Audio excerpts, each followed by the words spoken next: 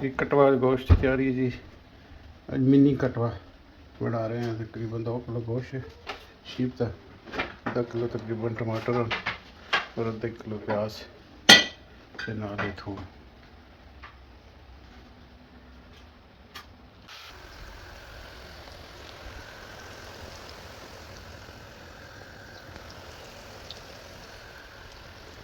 पहले से जनाब असी पैसी गोश्त इंशाल्लाह गोश्त पै गई जी। और उस तो बाद जो असने प्याज फ्राई किए तेल समेत पास से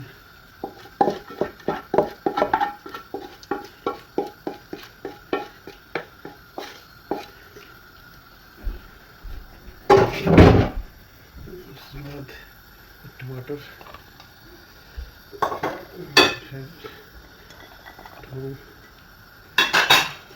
और फिलहाल ये वाले मसाले पहले पैसे मकदूल मिर्चन नमक जीरा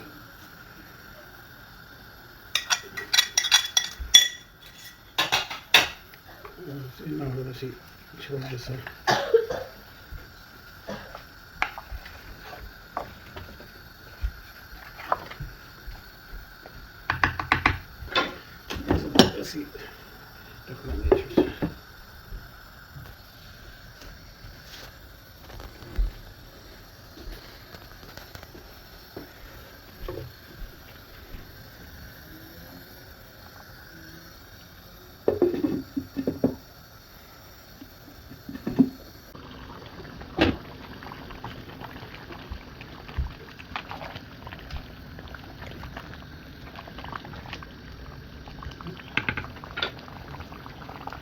ये जनाब हम बनाई शुरू हो गई। तो धनिया धनिया होगा इस पास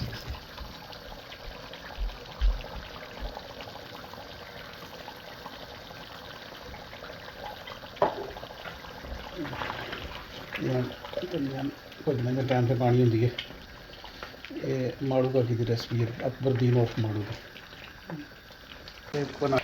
ये जनाब भज गई गोश्त फिर असं पानी पा सकते इंशाल्लाह।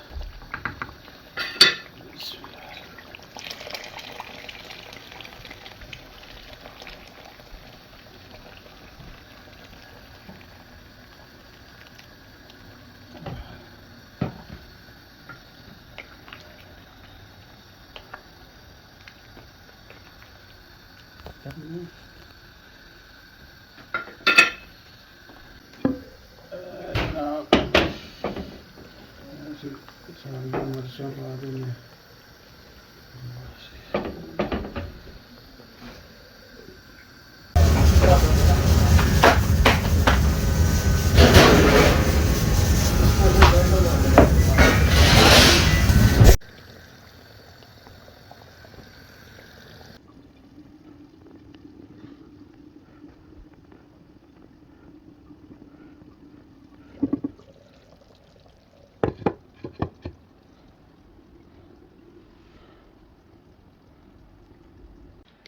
एक गर्म मसाला आ गया जी।